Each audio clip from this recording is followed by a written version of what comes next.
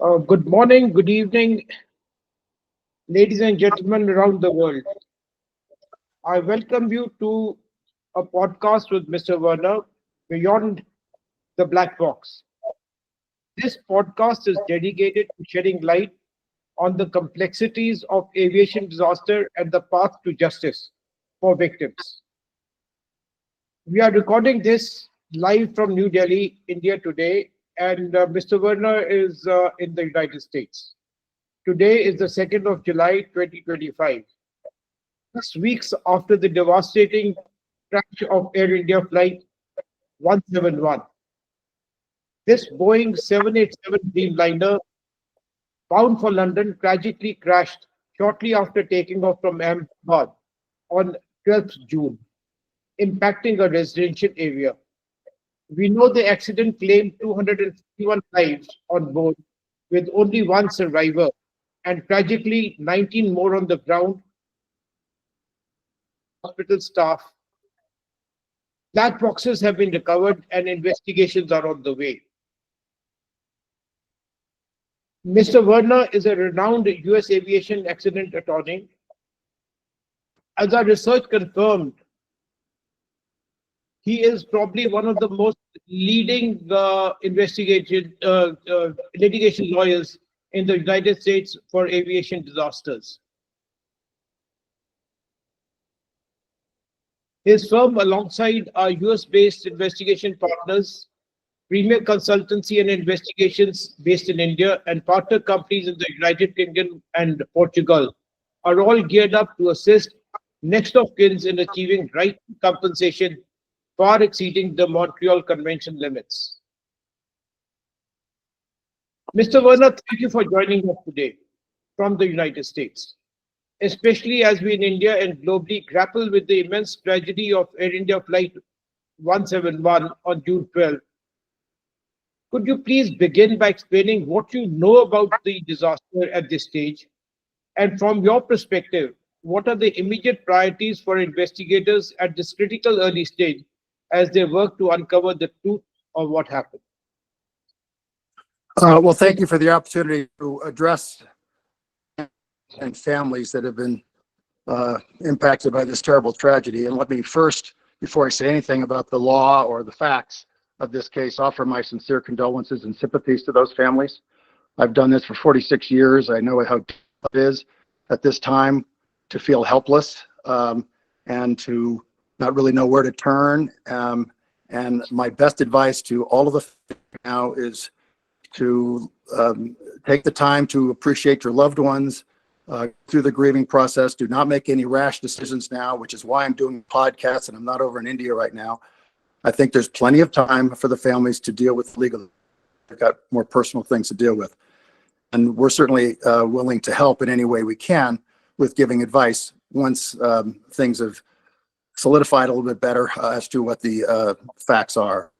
From a legal technical standpoint, one of the interesting aspects of this case is that we have the airplane, we have the black boxes, we have the wreckage, we have the aircraft maintenance records, we have all of that information available, or at least the accident investigators have that information available to them. In many cases I've had over the years where airplanes are lost over the sea, or the black box is not recovered, or there's certain key pieces of the wreckage that are unable to be located and reconstructed. You have a problem in trying to piece this whole puzzle together. But here, there's a lot of information that is publicly available that we already know. Unbelievably, we have a CCTV video of the takeoff and the crash, which in and of itself is a very, very important and uncommon bit of evidence to have. And with that video, what anybody could see is the plane just stops flying. The tail is in the lower position, it continues to descend down. That's a stall. The airplane stops flying, it has no thrust. There's a number of facts that we all know exist.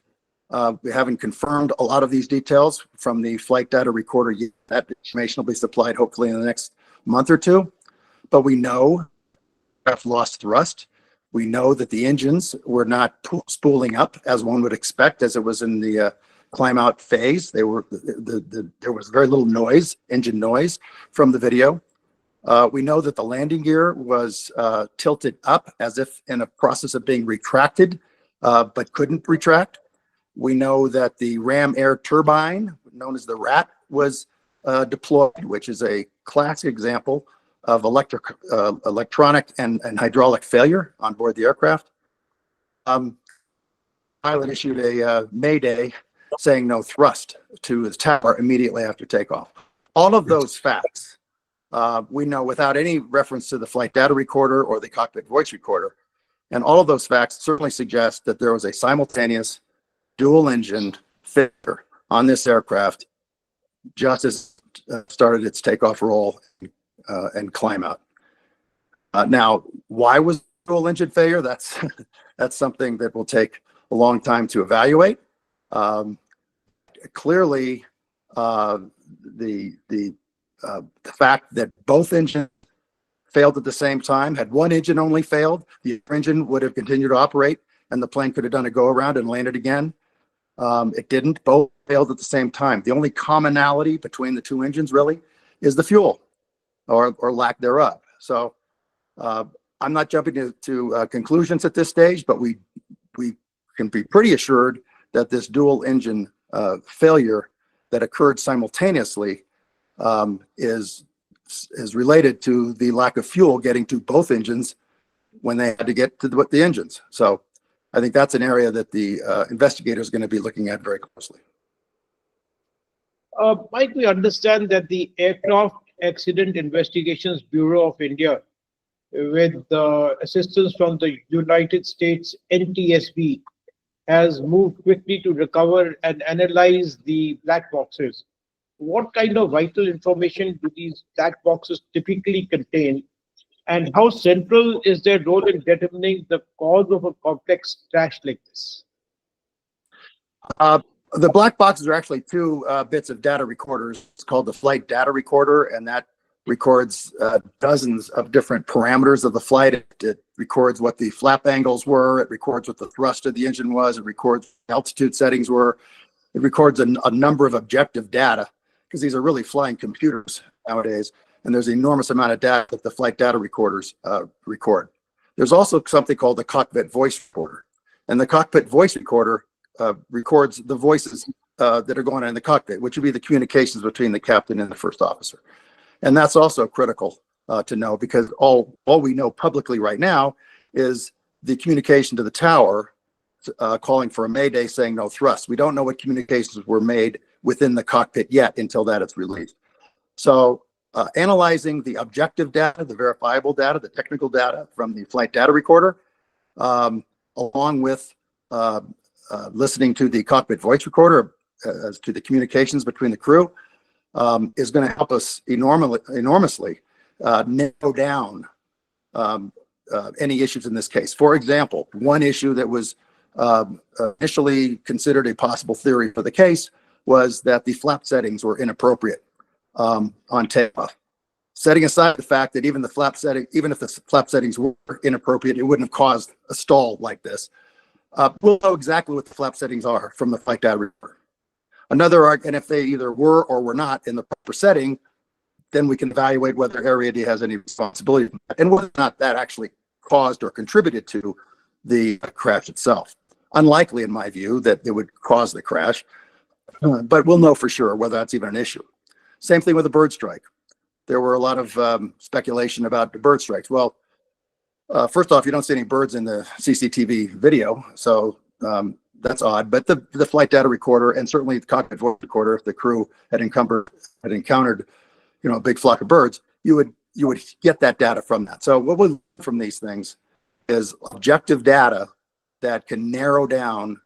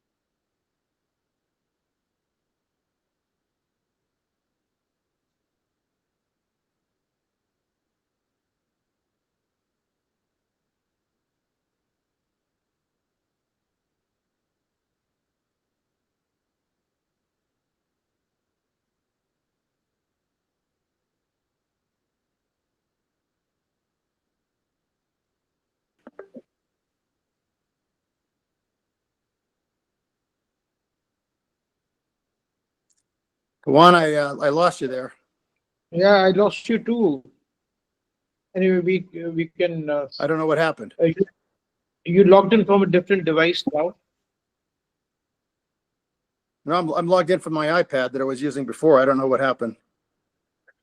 Not an issue. Not an issue. I think we just repeat this question and then we can edit it properly. Okay. Well, I think my answer was complete. You just edit out the blank out. However you want to handle it is fine. Not an issue. I'll have it edited. Now, one of the questions that I need to ask is, you mentioned that it could be lack of fuel into the engines. Would the black box be able to determine that it was a fuel problem? Yeah.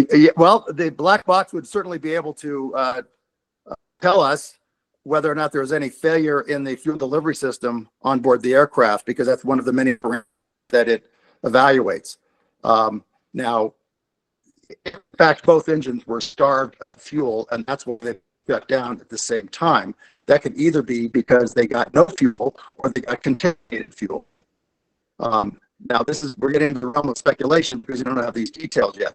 But the flight data recorder will certainly provide far more information than we currently have as to whether or not there was a failure or a shutdown of any of the fuel delivery systems on board this aircraft. And that's one of the reasons why it's critically important to wait, for the families to wait till we get full information from the flight data recorder. And that report is going to be issued in the next couple of months, the final report. I think a preliminary report is going to be issued in a couple of days. And it's very, very important to wait until we see what the actual facts are before people start making legal claims, which we don't know if there's going to be factual support for or not until we actually know what the evidence is.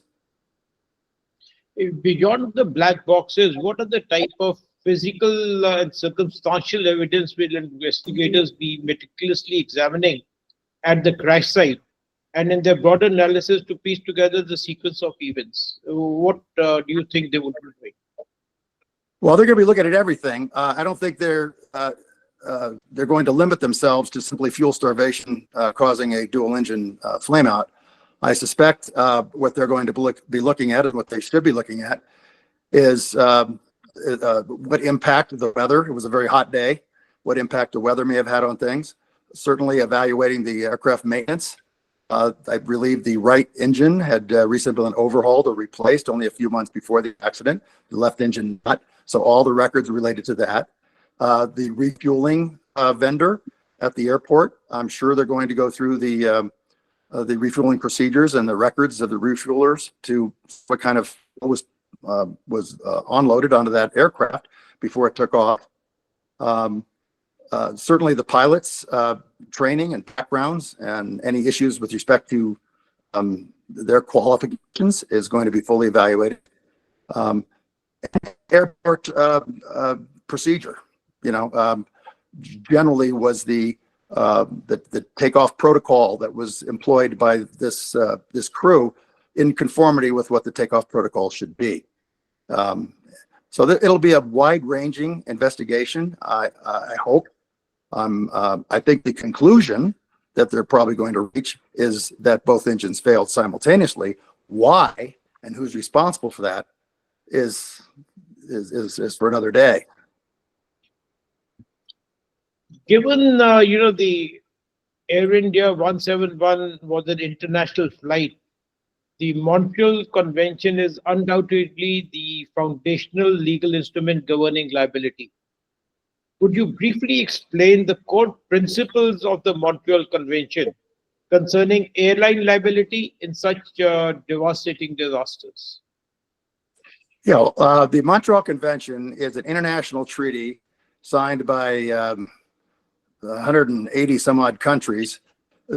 Governs what happens in the event of international crashes. This case would be governed by the Montreal Convention because the flight departed from India, which is a signatory to the convention, destined for UK, which is a signatory to the convention. The question then is, who does the convention apply to? And it's very important to understand, especially for the next of kin who may get confused about what their rights are under the convention. the passengers of the fare passengers of the plane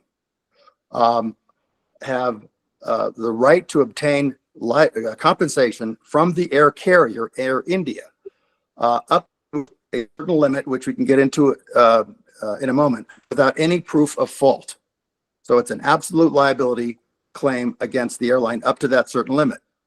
The people that were on the ground that were not passengers, and they didn't sign a contract of carriage or buy it with the airline. So they do not benefit from the absolute liability of the Montreal Convention. Same goes for the crew. There were, I believe, 12 crew on board this aircraft. They are not fare-paying passengers, and their families are not entitled. Now, of course, they would not be suing themselves because of some pilot error, but if in fact there's some third-party involvement in this, like a refueling station or like a Boeing or GE product liability claim, the Montreal Convention doesn't apply to those. So I want to be first clear that the Montreal Convention is only for those people who are passengers on board this plane, the 241, I believe, or 242, insofar as their claims against the airline only, not insofar as their case is against Boeing or GE or any other third party.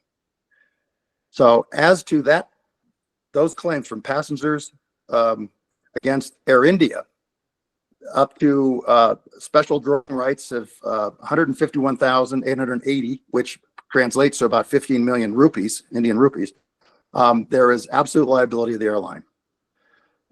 Beyond that, the airline has the burden of proving that it was not negligent or that the sole cause of the accident was due to a third party. And that's a burden of proof on the airline to prove that they're negligent, not a burden of proof on the family to prove that the airline was negligent. That's a big difference in the convention. If the airline is unable to prove that it was not negligent at all, or that the sole cause of the accident was some third party, then it's liable above the 50 million rupee to the amount of full damages that are awardable to the family based on the jurisdiction that family is in. And that gets us to a whole other issue of which court is the appropriate court to be litigating these cases. Mike, what is the in your analysis at this point of time? What is the type of compensation that can be given to these victims, the next of kin of the victims, in a situation like this, where it is a fuel starvation concern? Well, if you have a case in the United States, then U.S. law, procedural law, would apply, which allows the parties to subpoena records and to get information that maybe they would not otherwise be able to get under the Indian procedures or possibly even under the UK. The amount of damages would be dependent upon which law the court decides to apply, the law of where the accident happened in India, or it would apply the law of, say, in the United States, if you had a good case against Boeing or GE. As an example, we just finished resolving a number of cases arising from the Ethiopian Airlines Flight 302 and Lion Air flight involving the 737 MAX 8, which resulted in a criminal conviction, frankly, of Boeing, in which they had to pay over $1.5 billion just because of the conviction. We were able, in that case, because the evidence was so strong of a design defect in that 737 aircraft, a different aircraft than this one, that the courts applied U.S. law, even though those accidents were in Indonesia and in Ethiopia. And that is hugely different because the measure of damages under American law includes loss of earnings, loss of financial support of the family from the decedent, but goes beyond that and compensates for the loss of the care, comfort, compassion, society of the decedent, sort of general damages. And the determining factor, the determining parties to monitor, to quantify that, is a jury, which means it's 12 people in Chicago, Illinois, a pretty liberal jurisdiction, which is the headquarters of Boeing. If you are in an Indian court, the law would be Indian law, no question about it. On a UK court, the law would be a UK law, no question about it. So the goal is to, assuming the facts take you there and you're able to have a sufficient case, product liability against an American manufacturer, the goal would be litigate those cases in the United States because that maximizes your ability to recover. Now, having said that, the case against Air India, you may have problem bringing that in the United States because the U.S. would not have jurisdiction over Air India under a Montreal Convention claim. This is one of the reasons why I think it's best for families to wait to see what plays out, because it turns out that the overwhelming weight of the evidence is that there was no pilot error, that there was no fault of Air India in causing this crash, but that there was a systemic failure in the fuel delivery system of this aircraft. Then it would behoove the families not to sue Air India in the UK, because that would then prevent them from being able to execute Boeing in the United States. You can't be filing lawsuits in two different jurisdictions and expect both courts to allow two cases to continue that involve the same issues. And I bring that up because I noticed that some lawyers have been advertising that their strategy and how to approach these cases is to file in the UK against Air India and in the US against Boeing. And I think the likelihood of being able to keep the case against Boeing in the United States is very, very slim if you already have a case going against Air India in the UK. The US courts could bump the case back over, probably would bump the case under a doctrine we call forum non-convenience back to the UK, which is the statutory jurisdiction under the Montreal Convention for those families. Mike, you mentioned that the crew is not entitled to compensation except what Air India would provide. What is the liability of? Let me stop there. The crew is entitled to compensation from anybody that is at fault in this accident. So if the Boeing or GE are at fault, or if some refueling operation there at the airport is at fault, they have rights. They don't have rights under the Montreal Convention for absolute liability of Air India, because that's their employer, and they weren't. Do you have any idea? Right. Do you have any idea, Mike? Let us say that you are playing just by the Montreal Convention. What do the crew get as compensation? Well, the crew aren't covered under Montreal Convention. Under U.S. law, and frankly, I'm not versed well enough in India law to know how it works, but under U.S. law, there's workers' compensation benefits that they get, as any employee would get if they were injured or killed during the course of work. So that would be dictated by whatever the local law is in terms of what the claims are for workers' compensation benefits. But they could, notwithstanding what compensation they're entitled to against Air India under workers' compensation law, they would still have a claim against any third party, whether it be in India or the United States, if there's negligence that could be shown on that party that was contributory to the accident. So basically what you're saying is it is between Air India and the terms of employment of the crew that would determine the compensation, or any labor liability laws in India that would sort of determine as to what the victims would get if they were a crew to the Air India. Exactly. But the crew would have the exact same rights as the passengers and the same rights as anybody that was killed on the ground against Boeing and GE or any U.S. manufacturer in a U.S. court. They would have the exact same standing in a case like that. That's because that's not involving the Montreal Convention. So it means basically unless we are able to take the case into a product liability case, the crew and the people who died on the ground would have very little claim on the Montreal Convention liabilities. The Montreal Convention only applies to passengers. So if we're talking about the crew or we're talking about the people on the ground, it's not a Montreal Convention issue to begin with. The people on the ground clearly have a case against somebody something happened here. They were on the ground, an airplane crashed, and terrible things happened.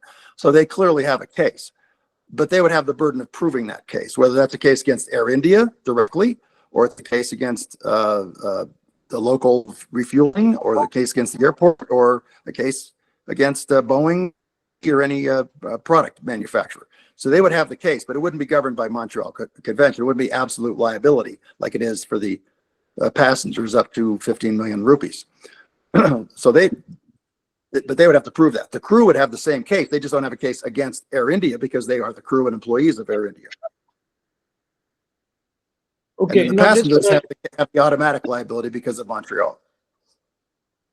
You see, Air India has already made public announcements regarding interim compensation, and in some reports, a fixed amount for the deceased families, separate from the Montreal Convention's SDR-based liability. From your legal vantage point, what is your interpretation of these early offers from the airline, and how might they relate to broader strategy? Very common. By the way, this is nothing unique that Air India is doing. And I might point out it's not really Air India doing it anyway. It's its insurers who are Lloyd's of London that are really behind all of this. It's very common to make advance payments to families, modest advance payments to help for the economic hardship on the heirs in the immediate aftermath of an accident like this. So this is nothing unusual. It's admission of liability of the airline because of making the payments. They'll cast it as a humanitarian issue. Really, the Montreal Convention mandates that advance payments be made anyway, so it's not really a choice that they're making. The payments themselves, there's no reason for anybody not to accept them. Certainly don't sign any release or any agreement in exchange for that, other than possibly a receipt. The big fear is if the Air India or its insurers approach families trying to settle the entire claim, not just making an advance payment now, but to settle their entire claim, then be very careful, because at that point, families would be asked to sign a release, and the release could bar any claims they have for damages beyond the SDR limits of 15 million rupees against the airline, and any claims beyond that against Boeing or GE or any third party. So this is, again, another reason why I strongly recommend that families take no action in trying to negotiate anything with Air India or its insurers yet. They certainly don't sign anything yet. If they get an advance payment, as the Montreal Convention mandates that there be, then they accept that. That's not a problem. But by all means, don't sign anything, because the insurers want to make sure that they limit the number of claims to as few as possible. And the best way to do that is to go to people when they are the most vulnerable, which is right now. Mike, would it be possible for you to share with me so that I could sort of spread it across in India? What is the language that the next of kin should be signing? Should they be receiving any compensation? They shouldn't. Advance payment. They shouldn't sign anything. I mean, they shouldn't sign anything. The Montreal Convention specifically mandates. It's a long document. One of the provisions specifically requires the airline to make advance payments. So the fact that how much it is dependent upon changes that have been made to the SDR limits and things like that over time, because the convention was passed in 1999. We're now in 2025. It's been updated over the years with higher limits. But typically it's in the range of $30,000 US, somewhere in there. I'm not sure how that translates into rupee or exactly how much has been offered to these families, but it's not close. They're not offering, typically they don't offer at this stage of the process the full SDR limits. They offer some payments, and those should have no strings attached to them, because that's mandated by the Montreal Convention. So the family shouldn't sign anything. At most, if they want to, in order to cash the check or to receive the deposit, acknowledge receipt of the money. That's all they do, is acknowledge receipt of the money, not waiving any claims, not releasing anybody. And that's something that could be considered. But I would strongly recommend a family member not to sign anything, because the insurers have to make these payments, whether you sign something or not. Okay, so best not. But supposing, they just they take your bank account details and deposit the money online, would that be an Yeah, acknowledgement having received the, sure. would it Yeah, actually? if they've received the money, that's fine. The issue here is not uh, actually getting an advance payment for humanitarian purposes. The issue is the family giving up anything by doing that? Are they releasing any claims by receiving the money? The answer to that is no, they are not. If they start signing a document, if they're told sign something, then we have to start getting wary, because I have seen cases in the past where people that are still in the grieving process, they're still confused, they're not quite sure what their legal rights are, and all of a sudden they're offered what they consider to be a significant amount of money, and all they have to do is sign a piece of paper, and they sign the piece of paper, they're offered that significant amount of money, and then it turns out that piece of paper constitutes a release of everybody, not just the airline, but the manufacturers, the Boeing, the GE, everybody, because they're all insured by Lloyd's of London anyway. I mean, the cold hard reality here is that the real money that's going into these cases, that will resolve them, is coming out of the London markets. And there's a number of syndicates in the London market. Some of those syndicates insure Boeing. Some of those syndicates insure Air India. Some of those syndicates insure GE. So it's they're looking at protecting them more than they are protecting their families. Absolutely. It's a very difficult time for people, whether, because they need the money and they don't know what to sign, what not to sign. And should they sign a document which sort of, debars them from any future claims, is going to be a very difficult time. Well, So they shouldn't sign anything. That's the safest course. You see, because accepting a quick early settlement from the airline will debar them from any future claims, and that is the danger that the next of kins would be in. Now tell me, who's the next of kin for the victims? Who's next of kin? Well, again, that to a large extent depends on what court you're in. The United States law may be different from UK or typically. It's the spouse.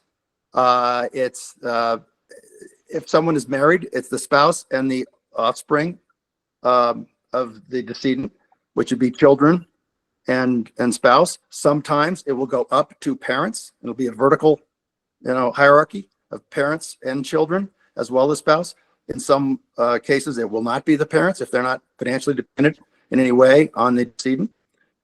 If the decedent is unmarried, has no children, then it would be the parents. If there are no parents, then it would be siblings. So every case is different depending on the family profile, and it also depends, again, as I say, as to what jurisdiction you're in. If it's a case filed in an Indian court against a refueling agency or some local defendant, then Indian law would dictate who has rights to make a claim for wrongful death. If it's filed in the United States, then U.S. law would apply as to who has those rights. But typically, it's the most immediate family, not extended family. So cousins, brothers, in-laws typically don't have any right to recover. Even siblings, unless the decedent had no spouse, no children, no parents, then typically the siblings also don't have a right to recover. But that, again, depends on which jurisdiction you're in.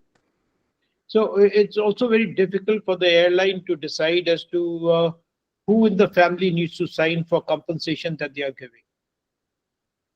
Yeah, well, in most jurisdictions, they will. There is a certificate of inheritance or a legal framework. In the United States, we have what's called the probate code. If you're settling these cases in India, then I'm sure you have local laws that dictate who is an heir of right. So the airline, depending on whether it's a UK resident or Portuguese or Canadian or Indian family, the airline is going to look at the law of the domicile of the decedent and determine who is the rightful heir under that law. And those are the people that payment will be made to. And those are the people that would then sign the release. Like, would it be the citizenship of the country or the location where you're staying? Well, under the Montreal Convention, it's the permanent and principal residence of the passenger, not of the heirs, that determines jurisdiction. And nationality or citizenship is not the determining factor. It's residence. I understand. And then, from our perspective in India is to get the families, the grieving families, their rightful compensation. And we need to draw up a strategy that sort of helps the victims to be able to achieve this. What would you suggest that we do in the interim period between the release of the investigation report and now? Well, from now until just a few days from now, I think July 11th is when they're supposed to release a preliminary report, which will only be a 4 or 5 page report. I would do absolutely nothing in terms of retained counsel or anything to that regard. On July 11th, we'll get a report that probably, I'm going to speculate, doesn't tell us a heck of a lot more than we already know, because it's a preliminary report. But the Montreal Convention mandates that the international conventions for aviation accidents mandate that a report be issued within 30 days, a preliminary report be within 30 days. Thereafter, and I've heard anywhere from 2 to 3 months, but we'll see. Thereafter, there will be further evaluation of all these circumstantial factors that existed, as well as significantly the analysis of the readouts from the FDR, the flight data recorder, and the cockpit voice recorder, and that will result in a full report. I've had cases where it's taken years before you get a full report because they can't find the wreckage, or flight was lost over the ocean, or the black box was never recovered. Here we've got all the data, so it's just a matter of them looking at it, evaluating it, analyzing it, and coming to a conclusion. So I'm expecting in the next 2 to 3 months a final report, or at least a far more robust report than the preliminary one we're going to get in a couple of days, is going to be issued. At that point, we will then have a much better idea of what the flap settings were, what the aircraft maintenance was, i.e. whether or not there's any negligence of Air India that contributed to this beyond the SDR limits of their absolute liability. And we'll also know if the fuel supply system shut down in any way, which could implicate Boeing, because if Boeing's fuel supply system might implicate General Electric and its engines. Might implicate the refueler if there was some record that they have of contaminated fuel being on board on the aircraft. We'll know a lot more in a couple of months. We'll know a little bit more in a couple of days. We'll do a lot more in a couple of months. And I think once you're armed with that data, and a lot of it is objective, verifiable data. Once you're armed with that, then you develop a legal strategy as to where you want to pursue the claims.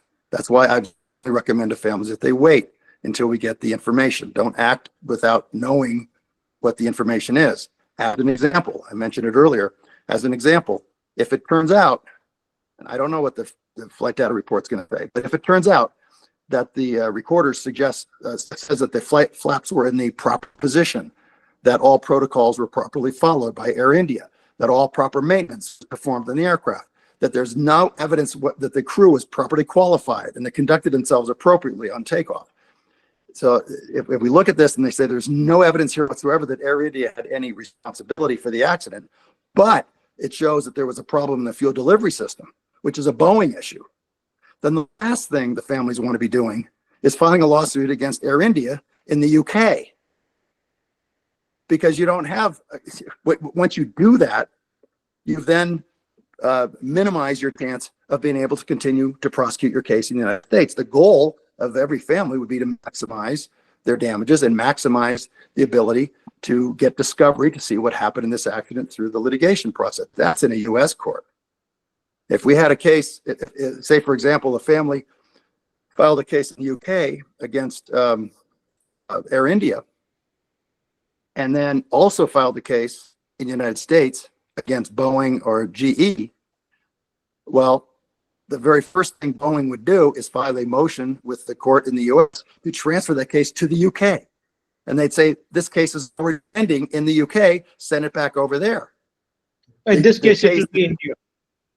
Mike, it would or be India. India. Yes. Yeah. But you lose, so you want to litigate a case against Air India if there's no case there, and it's going to damage your good case against Boeing that is going to be in the jurisdiction you want. So that's why I say it's best to wait until you get all the facts, and then you develop your legal strategy. One of the notable things that I noticed, Mr. Verna, was that unlike some other American and British firms, your firm hasn't actively flown to India immediately after the tragedy, attempting to directly detain the next of kin.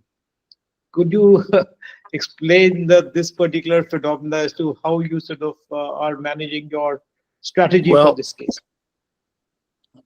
because I think it would be irresponsible for me to, number one, interfere with the families at this time that they're most vulnerable. I don't think that's ethically, morally appropriate to be talking to families now when they are so burdened with the significant losses they've encountered. But secondly, there's not much that I can do for them at this stage because I don't know what my evidence is going to be. My job as a lawyer is to marshal all the evidence I can, develop a legal strategy based on that evidence, and then try to prevail upon the finder of fact to generate a fair, reasonable award to my clients based on that evidence. I don't even have any evidence yet. We have, the CCTV video, we have all that, but we don't have evidence of fault for this. We know what happened. We don't know why it happened. And for me to be meeting with families now to suggest to them that I know why it happened would be disingenuous to say the least. So I'm not an ambulance chaser. I don't run after cases and try to sign up a case and then figure out what the case is afterwards. I evaluate the situation. If people want to retain my services, I'm happy to do it.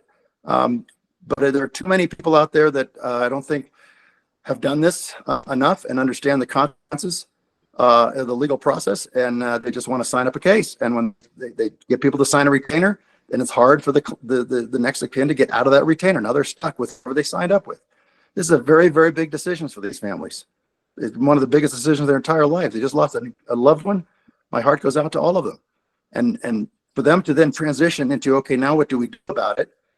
That's a big decision. Who my lawyer is going to be, who's my spokesperson, who's going to advocate for me. And they should do that based on a full understanding of what the facts of the case are and a legal strategy, not based on someone just trying to hit vulnerable. There is a term in the United States called ambulance chasers. Yeah. Often used to describe certain legal practices by firms dealing in aircraft disasters. Could you explain what this term signifies and how your firm's ethical approach, particularly through international partnership, like with Premier Consultancy, how do you see that this term is not abused? Well, it's not a very good term to be called an ambulance chaser in the United States. I don't know if it's a term used in here or not, but it's it involves attorneys that try to seek out clients, sign retainers before the lawyers know if they have a case or don't have a case, but attempt to lead or mislead, depending on how you want to interpret it, the clients into thinking that there is a case. I approach it from a different standpoint. I approach it from the standpoint of a professional, ethical approach of what are the legal issues involved, what are the facts that we can marshal, what is in the best interest of the client to do, and then present a cogent, comprehensive analysis of what the plan of action would be, not just sign clients up and then try to figure it out later. Because otherwise clients don't know what they bought, right? I mean, they know who they're retaining because the lawyer doesn't have a plan of action either because they don't know the facts. I think right now we let the accident investigation take its course. We'll get a heck of a lot more information in a couple of months than we have now. Let the families grieve and try to get their senses back about them, deal with these legal issues. And then when they're not in such a vulnerable position, then I think that's the appropriate time talking to attorneys. And then the attorneys are in a better position to give them a plan of action based on the the status of the investigation. I should point out, by the way, there's a 2-year statute of limitations under the Montreal Convention, meaning that the families the passengers that want to sue Air India or make a claim against Air India have 2 years to do that. That's a long time. There's no reason to rush to get a lawyer in 2 weeks or 2 months. You've got 2 years to make the claim there. There may be, depending on jurisdiction, there may be as little as a 1-year statute against claims against other third parties. A claim against Boeing in the United States would be 2 years. So there's plenty of time. If it's less than 2 years under the laws of India as to a particular party, that's still a year. And we are only 3 post accident. So there's no need to rush. There's a lot of reasons not to rush into making a decision like this. And that's why I'm not over there now. And one of the things that we need to advise everyone is not to make quick settlements or take up unsolicited approaches. Yeah. So I think that would be the key for the next of kins to actually be doing. Yeah, I sadly have to report some experience, with people that I had met with in other cases, not this case, but over 4 years, I've seen a lot of situations. And there's a lot of folks that I have met with over the years, families that lost loved ones in these terrible accidents. And some decided to retain, and others decided to accept the money that Boeing or the airline was willing to pay and not retain us.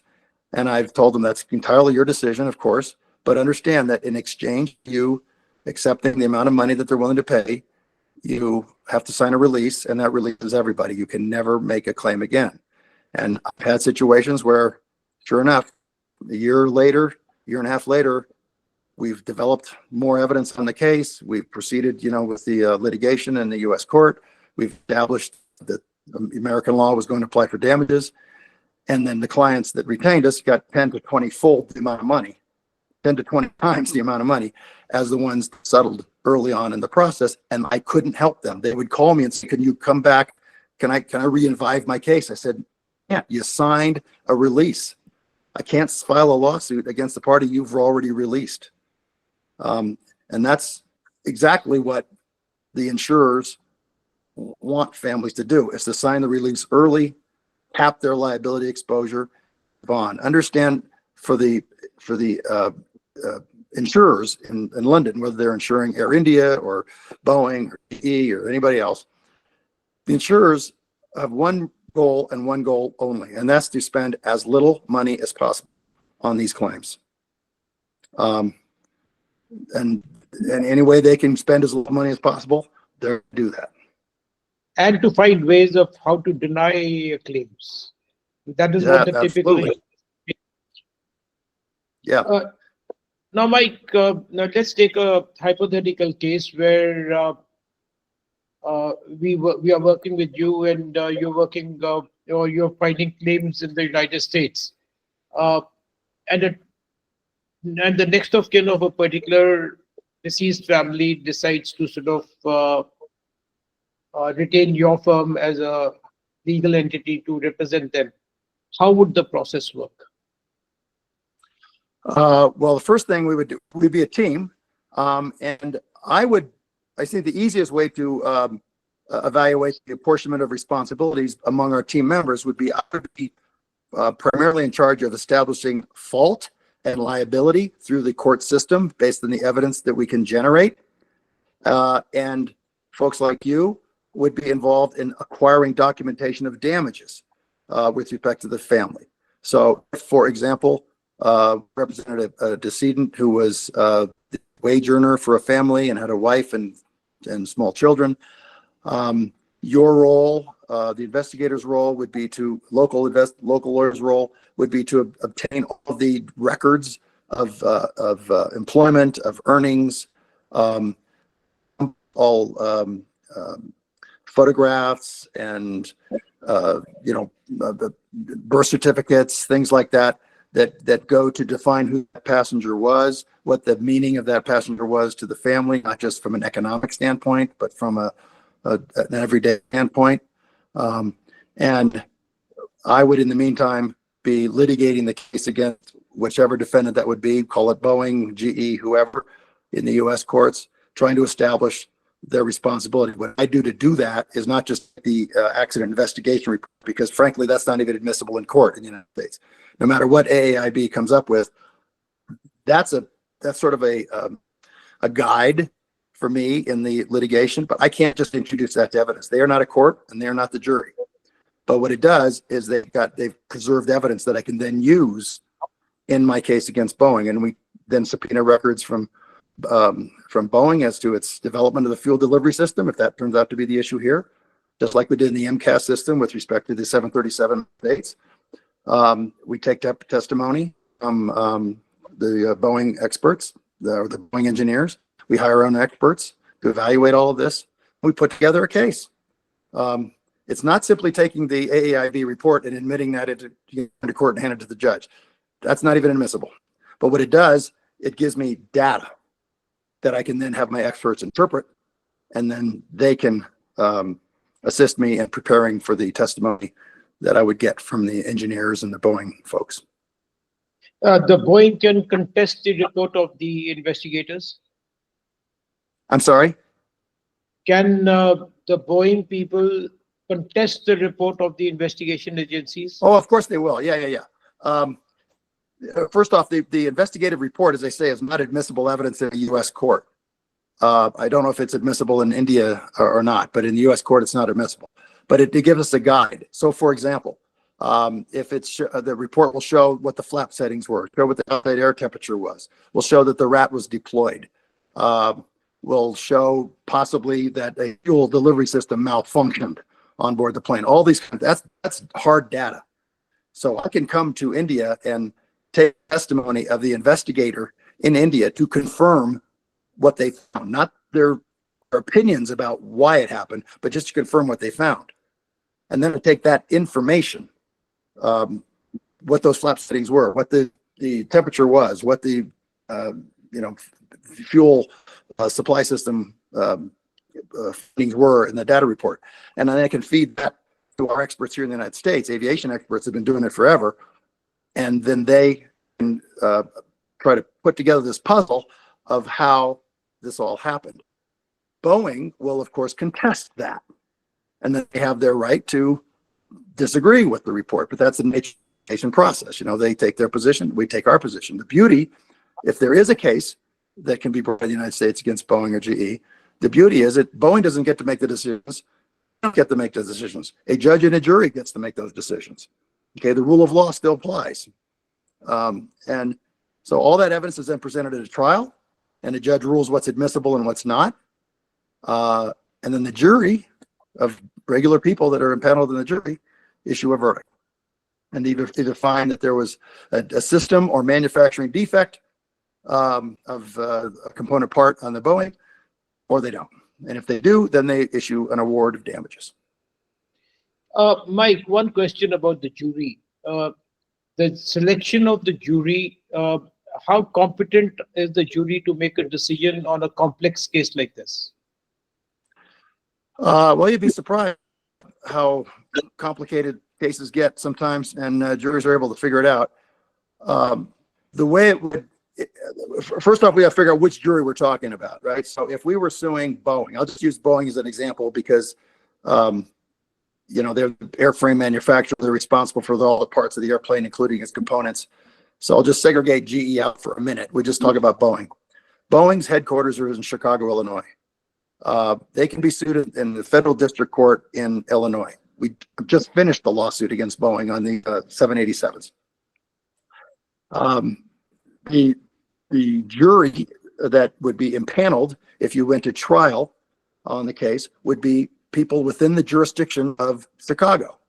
So they'd be residents of that Chicago. We would go through a jury selection process so that anybody that was completely unable to understand the basic facts of what we're talking about would be challenged for cause and discharged from being on the jury. But I should say that 98% of the cases never get to the jury. the vast majority of cases settle, and they settle because of the risks that Boeing and the plaintiffs have with respect to being in front of that jury. The stronger your case is against Boeing, the less Boeing wants to challenge that with or risk a jury coming up with an adverse ruling that's going to be very much more significant than they would like. And I will say, Boeing is a little skittish right now. I'm sure you're aware and others are aware of what's happened on the MAX 8 case with 737. Their reputational damage has been significant. And a lot of things have been uncovered about Boeing's safety protocols or lack thereof in an effort to get the 737 MAX 8 out into the marketplace quicker than it probably should have, which then led to those 346 people dying on 2 flights. So they're not in a mood right now to want to be a defendant again in Northern District of Illinois on a case. I don't know if there's a strong case or not a strong case here against Boeing for the 787 for this crash, but we did have a strong case against them in the 737 case, and got very, very good results for those folks, well beyond, and the recoveries that were obtained by the families, well beyond anything imaginable in Indonesia, where the first accident happened in Lion Air, and Ethiopia, where the second accident happened. So that's really the goal, I think, is to find out what happened, to make sure that the people that are held accountable for what happened, and that the families are fairly compensated based on a fair and just evaluation by peers of theirs on a jury, and not just based on, a convention, a treaty, dictates from a judge. Mike, how do you envision the collaborative role of this entire international team that we would put into place, from Portugal to the United Kingdom to India and the United States, to function? How would the administrative methodology be, and how does the next of kin get involved with all this, and how long do you think the entire process will take? And just give a little brief on how the entire thing would work. Okay. Well, I think the first thing is to figure out what the flight data recorder, all of that says. So a couple of months from now, we'll then be able to look at the evidence that's been generated by the investigators and get a clearer picture of who might be the most culpable party for causing this. If it's a systemic failure in the fuel delivery system on this Dreamliner aircraft that Air India had no way of knowing existed, and it was not due to their maintenance or lack of maintenance or anything, that they did all the maintenance in consistency with the protocols that Boeing dictates and GE dictates. If that's where we're ourselves in 2 or 3 months, then that dictates our strategy, right? Then our strategy would be, let's get a case on file in the United States against Boeing, because we have a legitimate case against Boeing and in the United States, and then try to negotiate a settlement with the Air Indian insurer so that we don't have a lawsuit against them, because we want to keep the case in the United States. Okay. What we don't want to do is we don't want to have one case going in UK against Air India or in India, and one case going against Boeing in the United States, because the case against Boeing is going to get shipped back to India or the UK, and that defeats the whole purpose of this. So I can't forecast exactly what the strategies will be, because I don't need all that evidence. But I do know that the goal is to maximize the recovery for the clients and to make sure that we can get as much transparency as possible over what actually happened here, and not just rely on these accident investigators. They are a start, but they're not the finish. The accident investigators give us a window into this. We now need to open the window, go through the litigation process, do our own discovery, get our own expert to look at this evidence, and evaluate what happened. So the families get a full understanding of why their loved one was taken away from them.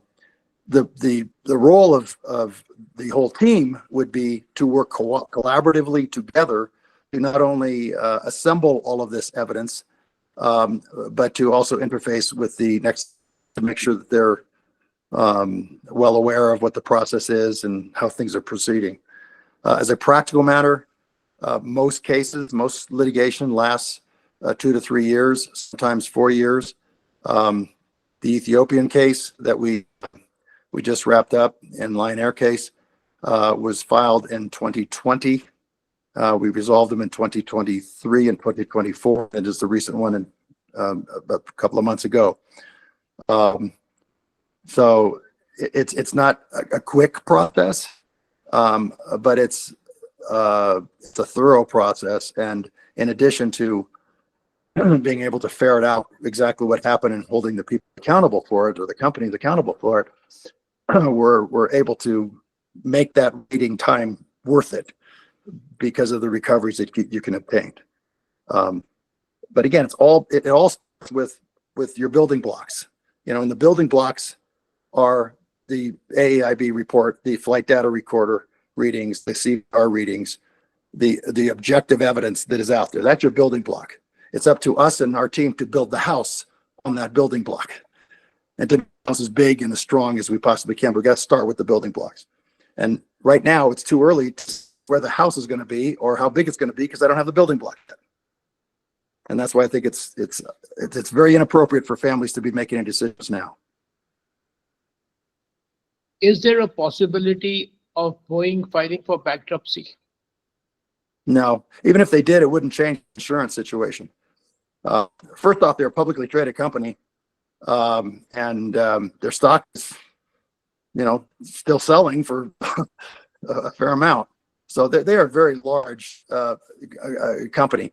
The fact is that part of the cost of doing business for Boeing, GE, or India, any of these big entities, are the insurance premiums, right? So in Air India's case, they're insured by, I think it's AIG, because Tata owns them. But that's their primary insurer. AIG then reinsures it through the syndicates and Lloyd's market. I've been led to, it's like $1.5 billion of coverage that Air India has. $2.5 billion of coverage is typically what Boeing carries.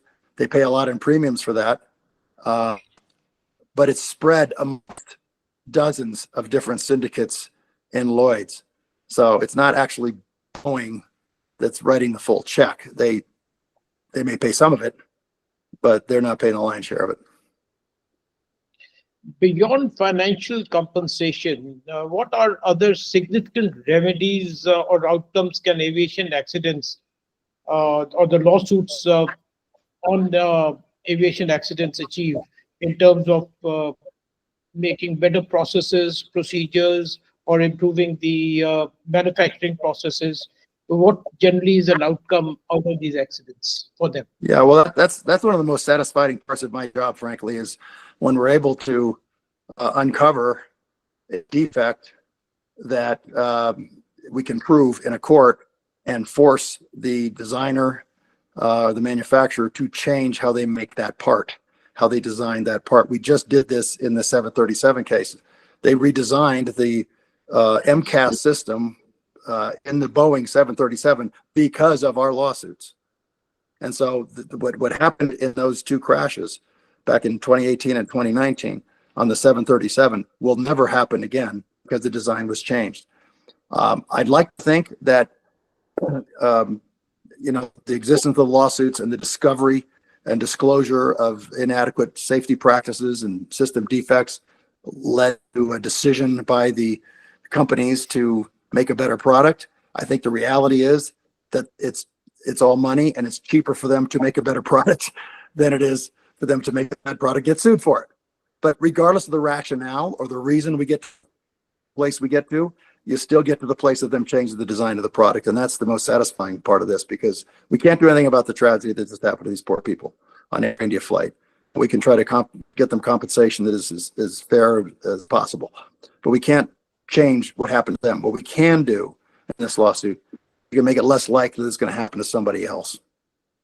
And if there's a design defect in the fuel delivery system, or there's some error in the maintenance manual that GE did properly highlight to the maintenance crew, and had they done that, they would have been able to rectify whatever fuel delivery problem there was. If we can fix that, then at least that's not going to happen again to cause another Dreamliner crash. And finally, Mr. Verna, for the families in India and globally who are living through the immeasurable grief and uncertainty after the flight Air India 171 crash.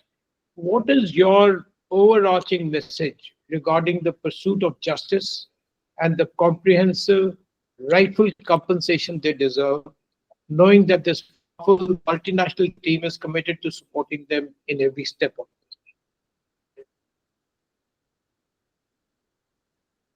My overriding message to them is to take your time to make any decisions. Um, right now we're the accident was June 12th. We just started July. It's time to come to grips with what's happened to them and what's happened to their family and loved one. I think it's best for us to stay back and let them have that time. In a couple of months, we'll get a lot more information because, as I was saying earlier, this case involves all the evidence being available to us. It's not an airplane that was lost over the sea like the Malaysian air crash that we had several years ago that I was involved in. You couldn't even find the airplane. So it was really hard to discover that. Egypt Air, we lost over the Atlantic Ocean. Here we have the plane, we have the black boxes, we have all the wreckage that's available, we have all the records. We know what happened. We have a video of what actually happened. Okay, so it's not going to take that much more time to put all this together and have a pretty good idea of who might be the most party on that. So right now, I think the best thing for the families is to focus on what's most important to them right now, and what's most important is to honor their loved ones and to get through the grieving process as best they can, and then in a couple of months to revisit this, and then start trying to make a decision as to what they want to do. I would strongly recommend they not do what the insurance company recommends they do, because they will give them a release. So they should get counsel, but they should be careful in who they select. For example, we would never charge a fee. We charge a contingency fee, which in the United States is calculated as a percentage against the amount that we recover from the families. It's not an hourly fee, which I understand contingency fees aren't common in India. The best part of that is the families are not out of pocket to pay for a lawyer. With the lawyers on the risk, the families in getting a recovery. But I would charge a fee against any SDR Montreal absolute liability money that would be paid, because you don't need me for that. The 15 million rupees, assuming that your damages equal that, and in most death cases they certainly do. That is something you're entitled to under the Montreal Convention, whether you have a lawyer or you don't have a lawyer. I would never charge for something like that. What I would charge for, and I think the only ethical thing that any lawyer should be charging them for, is for anything above that you were able to obtain because of the efforts of you being a lawyer and your team assembling all the evidence to establish the fault of a Boeing or a GE, or to overcome the claim that by Air India under that it was not negligent, or that it was a sole negligence of a third party. Whatever the litigation issue may be, our value is based on what we get beyond the automatic payments that they are to receive. So one thing I would very much caution families against is not only don't sign releases, don't sign retainer agreements with lawyers just yet either.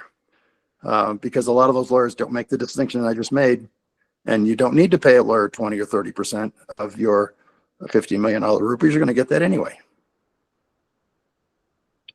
With that, Mike, we come to the end of our podcast for today. We conclude this crucial discussion on the Air India disaster and tragedy to the path to rightful compensation. My sincere thanks to you, Mike, for sharing your invaluable expertise and shedding light on the complexities of the aviation law. To all the next of kin listening, please understand that your journey to justice and comprehensive compensation is paramount. Do not feel pressurized into quick settlements. Remember, our team is on the ground in India, in the United Kingdom, Portugal, and Canada, and the United States. The global team is ready to advise and stand by your side every step of the way, ensuring you receive what you truly deserve. Compensation far exceeding what the Montreal Convention alone mandates. We urge you, please share this podcast episode with other next of kins, victims of the flight Air India 171, whom you may know. By sharing this critical information, you can help ensure that every grieving family is empowered with the knowledge and support needed to pursue their full and rightful compensation. Your collective strength and informed decisions are vital. Ladies and gentlemen, thank you for listening.